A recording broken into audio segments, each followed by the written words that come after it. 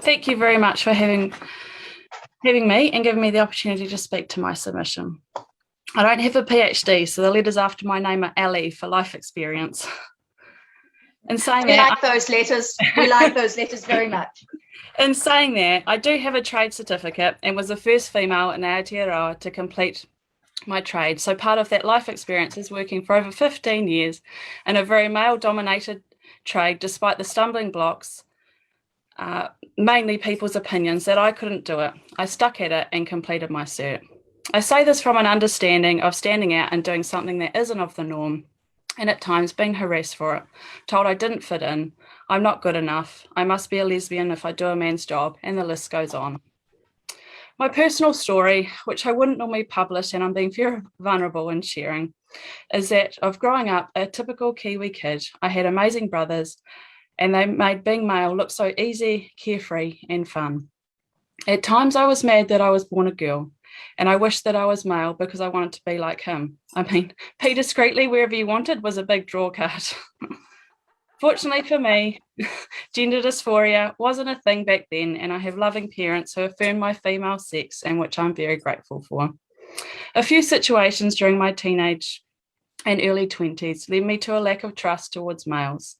Not far into my 20s, I entered a same-sex relationship and fell in love with one of my best friends.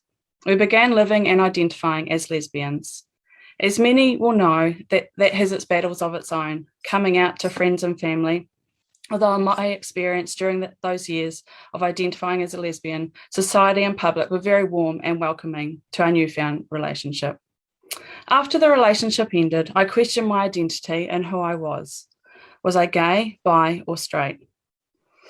I became depressed, anxious, and I lost my values, and I had a lack of coherent sense of identity, which led to uncertainty about what I wanted to do in life. Due to my mental health, my physical health took a toll.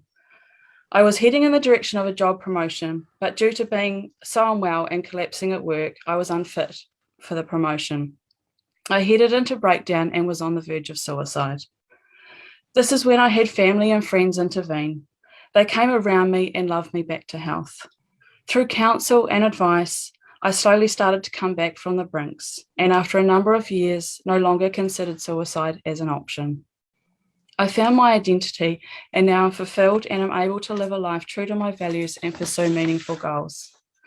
If this bill was to pass in its current state, my family and friends may have been left in fear that they could be imprisoned for reaching out to give me a hand up and support me in working through who I am, find my values and pursue a meaningful life. I would not be here today. I would have suicided. I was an empty shell with nothing to give. Now I have life and I have lots to give. This would not have been possible without those people around me at that time in my life. We see so many around us living their life short because they are not sure who they are and lack a sense of purpose. This bill doesn't protect the intended community that it is aiming to. Furthermore, it takes away rights from caring individuals who truly want to help and should not be passed in its current form. This bill tells me that Aotearoa, New Zealand, my home, the place I grew up, on a parliamentary level doesn't care for someone like me who decided to live a lesbian lifestyle and then decided to return to a heterosexual lifestyle, changing my sexual orientation.